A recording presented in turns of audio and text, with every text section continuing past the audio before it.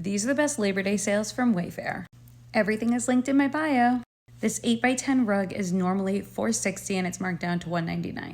This is a hand tufted rug, which is normally almost $2,000 and it's marked down to $329.99.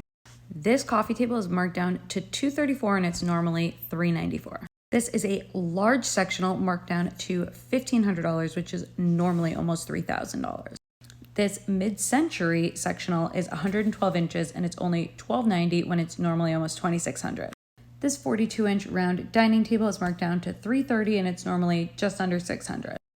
This desk is marked down to $279 and it's normally $636.